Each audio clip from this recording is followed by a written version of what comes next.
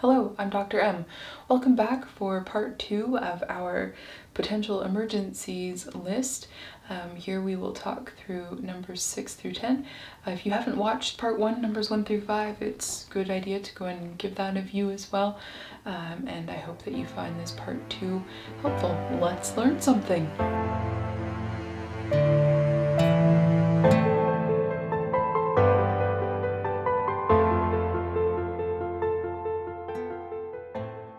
Issue number 6 tends to be more of a dog issue. Some dogs, especially those with a really deep chest and quite a narrow waist, they have higher risk. So think of like a Doberman or a Great Dane, even actually the Dachshund can be at risk for this one, where they can develop bloat or even their stomach, instead of only bloating, it will bloat and then twist on itself. This is an emergency and can happen incredibly quickly. So if you ever notice that your dog is acting painful, they're vomiting, their abdomen is swollen and sore, this is a reason to see your veterinarian right away. And if you do have one of those high-risk breeds, it's a good thing to talk to your veterinarian when they are having their spay or neuter. For some breeds, it is recommended to tack the stomach in place at the time of that surgery, because that dramatically prevents the risks of that torsion that we were talking about, and that GDV, or gastric dilatation volvulus, is when the stomach bloats and then twists on itself. That is a very fatal issue, and it is an emergency. And sometimes prevention is the best tool that we have, so make sure to talk to your veterinarian about that. Moving on from something that's more of an issue for dogs, although GDVs can happen in cats, it's quite rare. Something that is more common for cats than for dogs, however, is to have obstructions of the urinary tract, or to have exceptionally painful urination. It can be caused by a number of different reasons. It could be a cystitis or inflammation in the bladder wall, which is very sore. There could be crystals in the urine, which people who have that report it feels like urinating razor blades. It's incredibly painful. There could be bladder stones, kidney stones. There could also be a blockage to the urethra. And this is more of a problem for cats, as their urethras are a smaller diameter. So it's very important to, when you're scooping your cat's litter boxes twice a day, as you should be, to be monitoring the number of urinations and bowel movements in there. And if you're noticing that the urination number is changing, or that your cat is going to the box but not seeming to eliminate and then leaving and then going back again soon after, trying some more and then leaving, or if they are vocalizing while they eliminate, or demonstrating any sort of pain when they're in their box, this is something that is an emergency. All right, I think we are now on number 8 of our list here. And so for number 8, I'm going to mention seizures. These are important emergencies, as they can, be secondary to toxin ingestions. And if you didn't know that something had happened, seeing your vet is very important to prevent your pet from getting worse. Seizures can also happen with different neurological issues, whether it's tumors or in the brain or other neuro issues. If you are noticing that your pet is having a seizure or a seizure-like activity, make sure not to touch them, because they can be out of it, and sometimes they won't know what they're doing, and they could bite unintentionally. So keep yourself safe.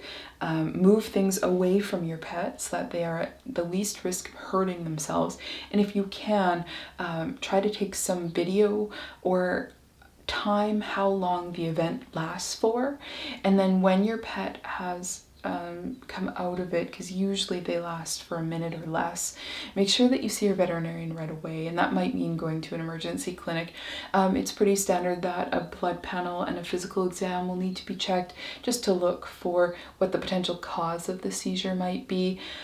Depending on what's found with those tests, and immediate intervention might be necessary, or if there have been multiple seizures in a short period of time, or cluster seizures, as we like to call them, that also would indicate a need for immediate treatment.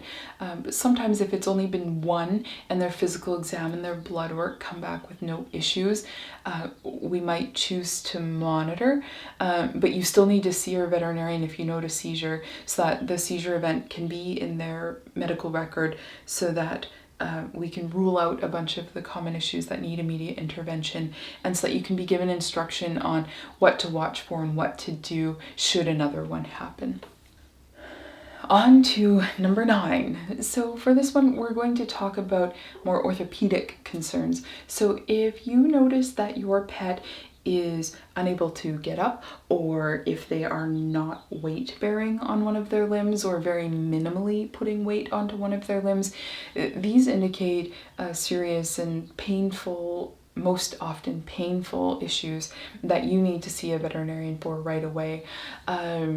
Some of these can be like disc issues in the back, and those are very time sensitive, as far as the faster that you get treatment for them, the higher the likelihood of a successful return to function. So it is very important for these pets to be assessed right away. We also worry, of course, about like bones that have broken or bones that have tumors. So if you notice that your pet is having a lot of pain with one of their limbs, and again, pain, you might notice that as not wanting to put that leg down, or not being able to get up, or very, very gingerly touching that leg to the floor.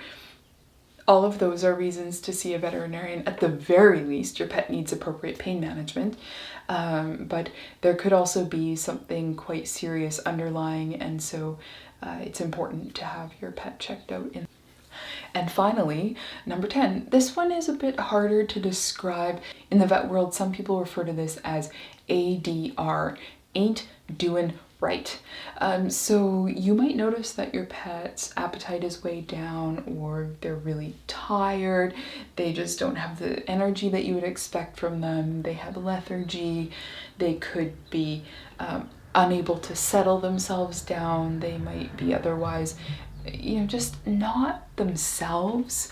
And if this is, a very mild change, it could be appropriate to see your veterinarian at their first available appointment. But if this is a moderate to a dramatic change, or one that you notice is getting worse pretty quickly, that is reason to see a veterinarian. There are so many potential things this could be, I won't even try to name them all. So a bit of a conclusion here, this list is in no way comprehensive.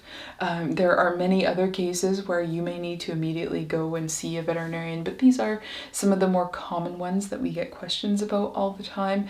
And of course, the big takeaway point is you know your pet best, and if you are saying, look, something just is wrong, it's always better to have your pet evaluated and to get that peace of mind and to start sorting out what's going on, rather than wait and have serious regrets about doing that waiting. And I hope that it has given you a handy kind of a list of things to keep in mind when you're trying to decide, okay, do I need to see a veterinarian right now, or is this something that I can call about in the morning?